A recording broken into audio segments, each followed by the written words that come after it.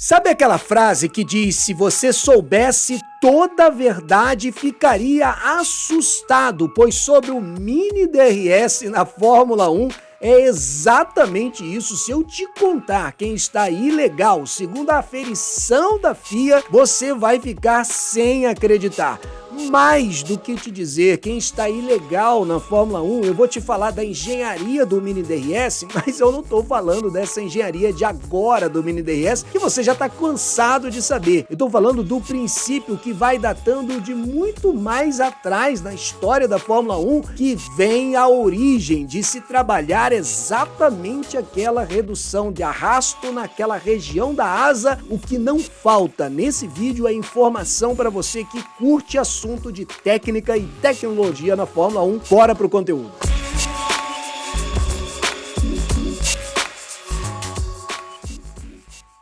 Desde o Grande Prêmio do Azerbaijão 2024, a história do mini DRS veio à tona depois que apareceu nas pontinhas da asa da McLaren algumas elevações que sugeriam que a McLaren conseguiu desenvolver a sua asa traseira para que tivesse uma espécie de mini DRS, ou seja, uma pequena elevação que gerava uma redução de arrasto, e com redução do arrasto aerodinâmico, maior ganho de velocidade, que chegou a ser calculado entre 10 a 12 km por hora. A própria sigla DRS significa isso: Drag Reduction System, sistema de redução de arrasto. Agora, isso veio à tona e trouxe uma reformulação no regulamento para 2025, principalmente por conta dessa região na ponta da asa da McLaren, e que todas as equipes também têm. Isso não é um privilégio da McLaren, embora ela tenha sido aquela que ditou essa questão do mini DRS, ou dessa abertura nas pontas da asa que reduz o arrasto. Outras equipes continuaram também a desenvolver a mesma coisa. Mas a partir do regulamento publicado em 17 de outubro de 2024 e principalmente na sua revisão em 11 de dezembro do mesmo ano, houve uma modificação do regulamento, e toda vez que você vê o texto em rosa no regulamento é quando você vê essa modificação. Se nós descermos aqui no regulamento e formos até a parte que fala de asa traseira, você vai ver exatamente essa modificação no texto, quando ele fala de um novo limite de abertura para essa fresta entre 9,4 e 13 milímetros, com a FIA tentando mitigar essa situação do mini DRS. Mas afinal de contas, por que a FIA interfere nessa questão e não libera logo para todas as equipes desenvolverem essa parte de área cinzenta do regulamento como quiserem? Porque, novamente, como a gente já fala aqui no canal, a FIA procura trazer uma esportividade para o regulamento, com o acordo de todas as equipes, de forma que a FIA não é a vilã da história, mas é o árbitro convidado por todas elas. Todas as equipes concordaram com esse regulamento, como eu acabei de mostrar, que eles mesmos aprovaram juntos essas regras. Acontece que, se a FIA não intervir dessa forma, essa tecnologia de desenvolver a asa traseira vai ser uma tecnologia muito mais explorada por equipes que têm maior infraestrutura ou condições financeiras, como Ferrari, Mercedes, Red Bull, McLaren, e as outras equipes vão ficar para trás. É como se você quisesse um campeonato em que eu fico com R$100, você fica com R$100, nós dois entramos no mercado no mesmo dia, na mesma hora, com as mesmas promoções, e vamos ver quem consegue fazer mais compra para casa. Ou seja, é um campeonato sobre iguais condições, e não um campeonato de quem tem mais dinheiro e quem tem menos dinheiro. E é por isso que há uma intervenção com relação a esse regulamento. Nesse sentido, a FIA utilizou de vários instrumentos para aferir a flexão da asa traseira, e o primeiro deles, o mais conhecido, é o teste estático, ou seja, com o carro parado na garagem da FIA antes dos grandes prêmios, onde eles colocam um peso de 1000 newtons numa posição determinada, e se ele flexionar a asa mais do que o limite, o carro estaria ilegal. Mas o grande desafio, como a gente já mostrou em vídeos aqui do canal, quando a gente fala de asas flexíveis, é a aferição em movimento. E para isso a FIA colocou câmeras voltadas para as asas do carro, miradas para pequenos adesivos que eu vou mostrar aqui para você, e você, na hora da transmissão, repare que as equipes usam esse tipo de adesivo. Todas as asas das equipes carregam esse tipo de adesivo, que aliás as próprias equipes utilizam. Isso aqui não é um instrumento da FIA para aferição. Os próprios times utilizam esse tipo de adesivo, até mesmo em alguns momentos na suspensão do carro, para avaliar com câmeras de alta precisão a flexão ou o movimento desses componentes. Então, esses adesivos, eles funcionam mais ou menos como uma espécie de mira, e com as câmeras viradas para lá e com alta resolução, conseguem verificar milimetricamente alguma flexão, algum movimento, e com isso a FIA pretende chegar a um modelo matemático para conseguir essa aferição. Muita precisão, não é? Pois é, em questão de milímetros você consegue alterar a performance de um Fórmula 1, e nessa perseguição a FIA fez uma aferição durante o Grande Prêmio da Austrália e que ela vai se perpetuar no Grande Prêmio da China, e aí aqui eu te mostro quem é que de fato está ilegal na Fórmula 1. Após analisar essas imagens com essa mira nos adesivos e também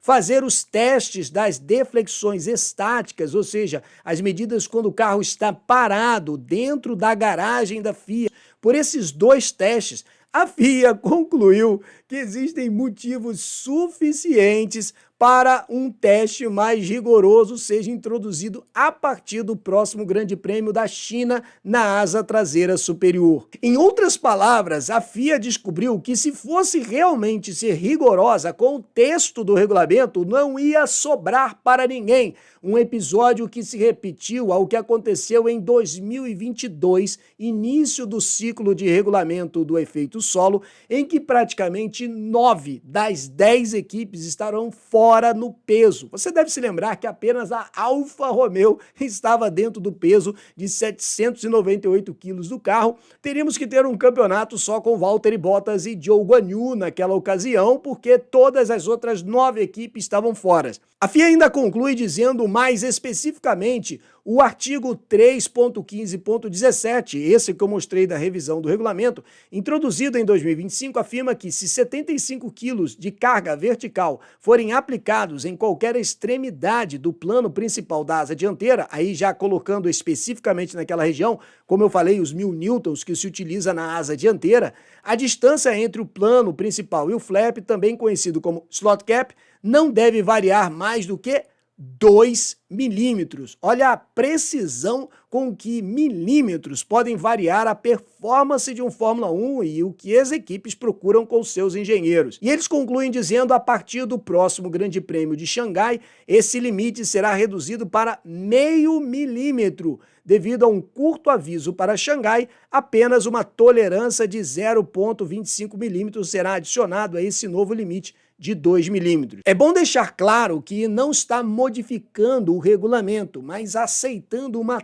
tolerância, justamente porque as equipes precisam se adequar, já que praticamente todo mundo ficou fora. E por que isso acontece? Embora o texto do regulamento tenha sido escrito em 17 de outubro, eles já sabiam mais ou menos aquilo que será o carro de 2025, porque é praticamente o mesmo regulamento de 2024, a exemplo do que já sabe-se do carro de 2026, porque já se tem o regulamento. O problema está que quando se faz um projeto de um Fórmula 1, ele demora de 6 a 8 meses para ser fabricado. Então todo o carro foi feito em cima da tecnologia do Mini DRS, até que veio uma revisão e as equipes não ficam preparadas para fazer uma modificação na asa traseira de um momento para outro. Se fosse a FIA realmente garfar as equipes que estavam ilegais, não sobraria ninguém, e por isso ela resolveu trazer uma tolerância para que todas as equipes possam se adequar na Austrália, na China,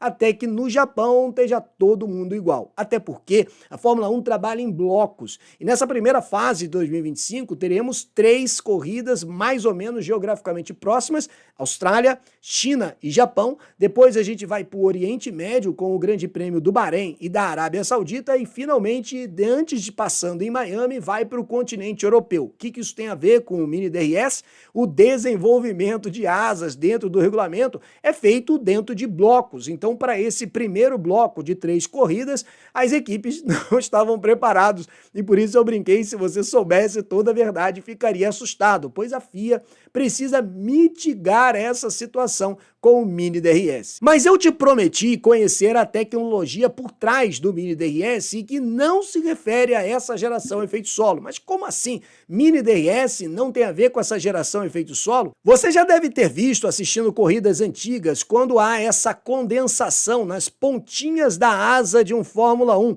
geralmente quando tem uma temperatura mais baixa, uma espécie de criação de vórtex naquela região. Quando as equipes fazem o teste de CFD, Computed Fluid Dynamics, elas conseguem identificar no computador a presença desse vórtex, e esse vórtex gera o chamado arrasto aerodinâmico. Mas numa Fórmula 1, já no passado, não tão distante, você podia fazer uma alteração no end plate, fazendo alguns desenhos diferentes para tentar reduzir esse arrasto aerodinâmico, o que já não acontece nessa geração do efeito solo, em que você até consegue as equipes fazendo alguns desenhos como esses recortes que passaram a ser habituais para reduzir esse arrasto aerodinâmico, mas você não tem outras soluções. Então as equipes procuraram, nas pontas das asas, conseguir essa redução de arrasto. Se você olhar algumas imagens dos testes de CFD, olhando por trás do carro, essa região do vórtex é muito clara,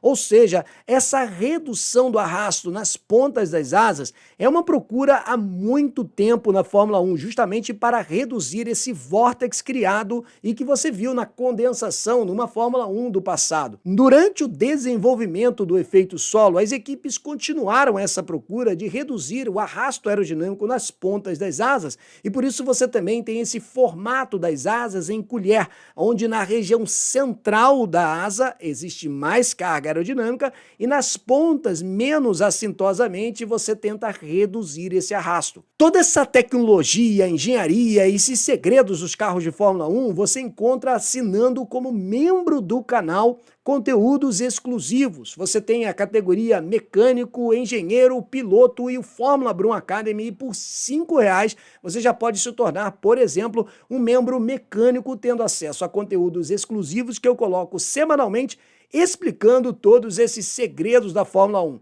Portanto, muito mais do que simplesmente fazer um vídeo rápido e te dizer, olha, a equipe tal tá ilegal, outra está legal, ou coisas desse tipo, no Fórmula Brum você se aprofunda muito mais sobre esses assuntos de pista, pilotagem, técnica e tecnologia da Fórmula 1. Muito obrigado por assistir os nossos vídeos, vou deixar uma playlist com os principais vídeos da Fórmula 1 2025.